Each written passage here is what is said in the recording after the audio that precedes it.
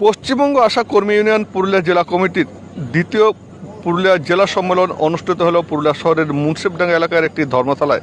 উল্লেখ্য, এদিন পুরুলিয়া জেলার 20টি ব্লক থেকে আশা কর্মীরা সমবেত হয়েছিলেন এই দ্বিতীয় জেলা সম্মেলনে।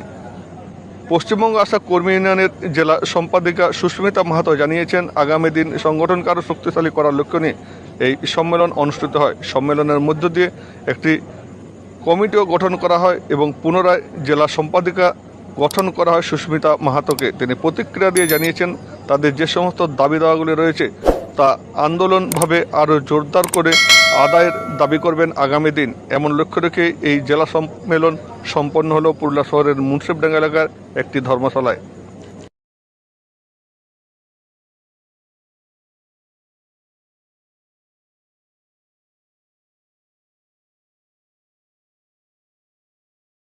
আজকে আমাদের পশ্চিমবঙ্গ আশাকর্মী ইউনিয়নের পুরুলিয়া জেলা কমিটির পক্ষ থেকে আজকে আমাদের জেলা সম্মেলন ছিল এখানে।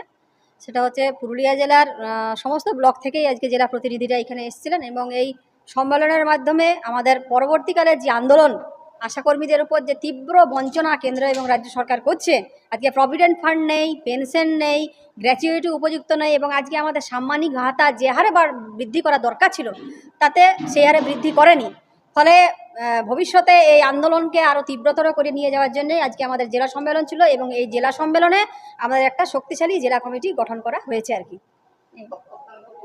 হ্যাঁ, আমি সুস্মিতা মাহাতো, আমি এই পশ্চিমবঙ্গ আশাকর্মী ইউনিয়নের পুরুলিয়া জেলা প্রেসিডেন্ট ছিলাম এবং এই সম্মেলন থেকে আমাকে পুনরায় জেলা সভানেত্রী হিসাবে নির্বাচিত করা হয়েছে। আমাদের সেক্রেটারি হয়েছেন অর্চনা খান, জেলা সম্পাদিকা, যুগ্ম সেক্রেটারি হয়েছেন নিপু সিংহ, হ্যাঁ, আর বিভিন্ন যারা আছেন আর কি তারা ওনারাই জেলা কমিটির মেম্বার হয়েছেন আর কি। টোটাল আমাদের প্রায় 55 জনের কমিটি হয়েছে আজকে।